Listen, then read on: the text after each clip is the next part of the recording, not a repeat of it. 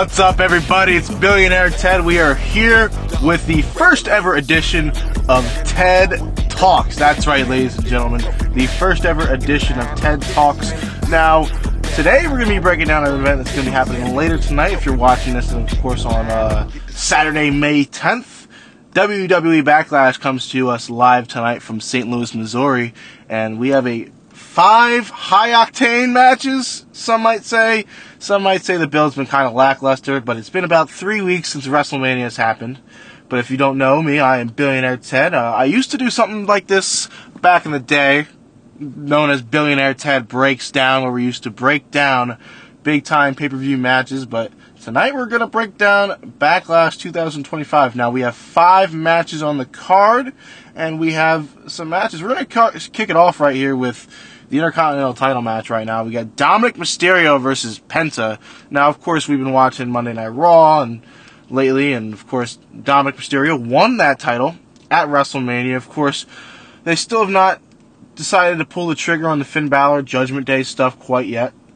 So right now, they're going to do Penta and Dominic Mysterio. I think the build hasn't been too great because it's mostly just been the Judgment Day trying to work together and, you know, get on the same page basically with Balor and Dominic. I mean, more than likely, of course, I got Dominic retaining. If you guys saw my predictions on my Instagram story, Penta, he's definitely a unique character. He's got a lot of potential, but I think, you know, give it a few more months. Finn Balor eventually cost Dominic Mysterio the title, whether that be at like a Money in the Bank or a SummerSlam.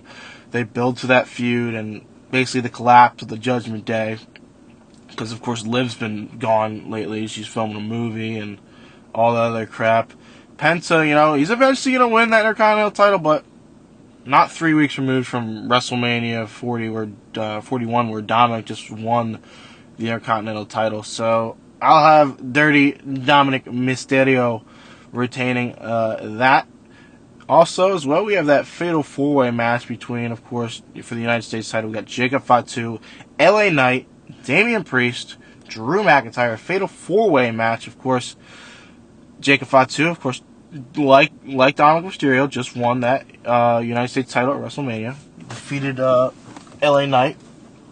But, of course, it's mixing this current feud we have right now with Damian Priest and Drew McIntyre. Obviously, they've been having this feud, I guess. I guess it technically started all the way back at WrestleMania 40 when Drew lost his world title because of the cash-in from Damian Priest.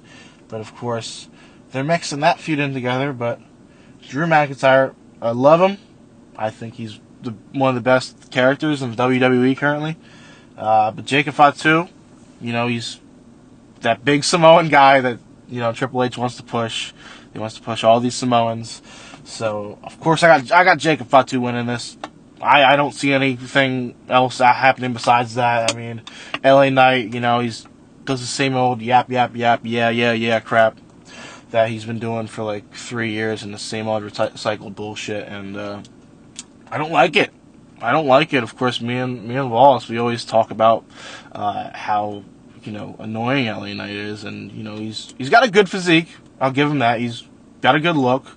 They call him the megastar for a reason, but he gets annoying. He gets repetitive.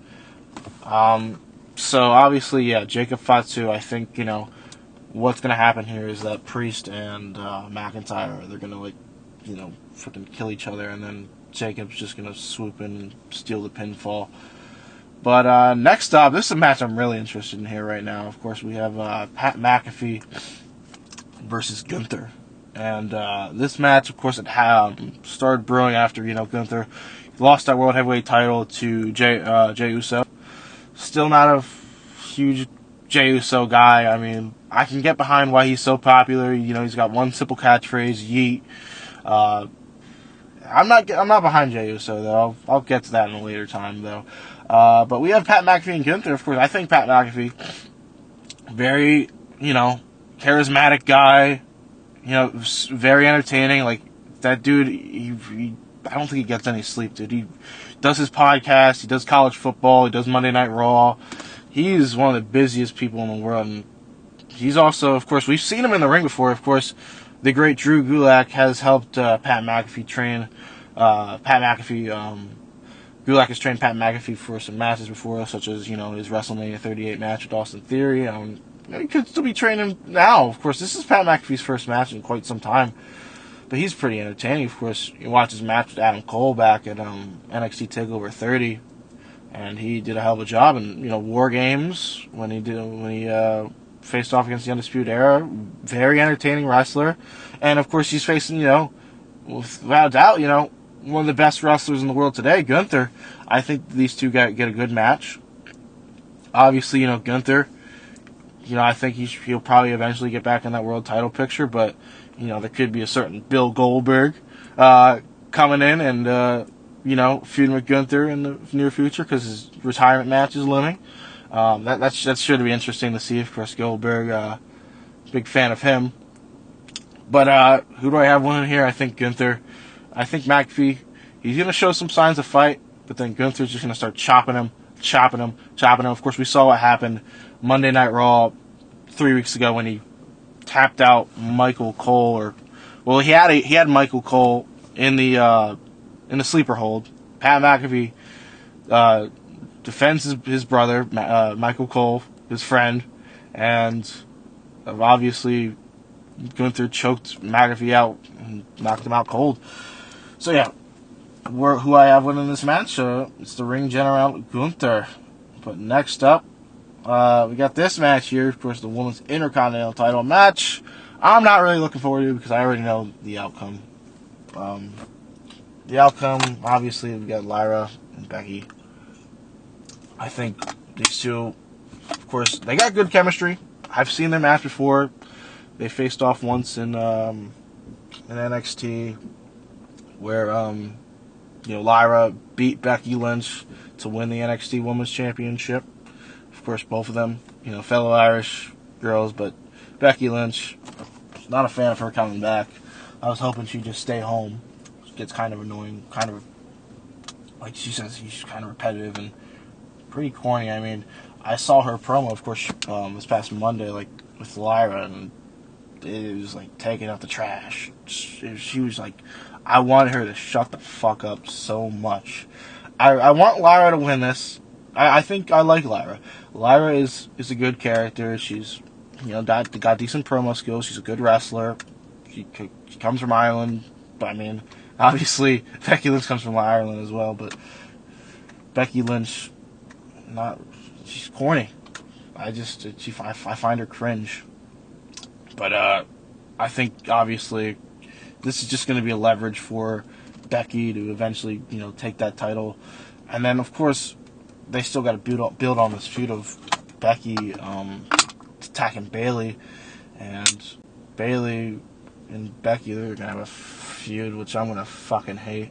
And that's going to be for the Women's Intercontinental title. And Lyra's just going to get lost in the shuffle. Maybe, just maybe, she'll get, in that world title picture. I think she deserves it. But who I have winning? It's the quote-unquote man, Becky Lynch. But now let's get to the main event. One last time, 25 years in the making. Last time ever, John Cena versus Randy Orton. A feud that's been going on since before I was... Well, I guess it started when I was born, but they've been going on for so long. And they've been in the game since 2002. They both started up, of course, OVW. John Cena and Randy Orton, they both had similar paths. They faced each other so many times. 2009, 2013, I remember their feud. 2014, it's their first time wrestling in nearly a decade, though. But I think, obviously these two men, they're not in their prime anymore. Randy Orton's and John Cena, they're nearing their 50s. But they're going to go at it one more time. I think the build, I guess, since we've only had 3 weeks since WrestleMania, it's been kind of lackluster. Where, Cena sort of, he does the same shtick where he's brings in the ring announcer and then does his introduction and then ridicules the fans. I think they had a good promo segment 2 weeks ago on SmackDown. And then, of course, last night, Randy, he had some sort of stunt double or something. RKO'd him. And now we have this match here, John Cena, Randy Orton. I think obviously I got Cena retaining. His title reign's only just begun. Probably gonna hold that title until sometime December. I'm just gonna go out on a limb and I say Cody comes back for Money in the Bank, wins Money in the Bank. Cena ends up winning his basically quote-unquote last match. Cody freaking cashes in his Money in the Bank and takes it from Cena, and that's how his career ends. So it'll be a little bit of a sour note for Cena, but I think that's what happens. But John Cena, Randy Orton, your main event, of course, is going to be Orton's hometown, St. Louis, Missouri. Of course, you know, Cena, he's already beaten Randy Orton like so many times. I believe they've wrestled over 20 plus times. And of course, now that Cena's the 17-time world champion, I mean, I think that just makes the perfect storm for John Cena to retain. But, alright guys, thank you for listening.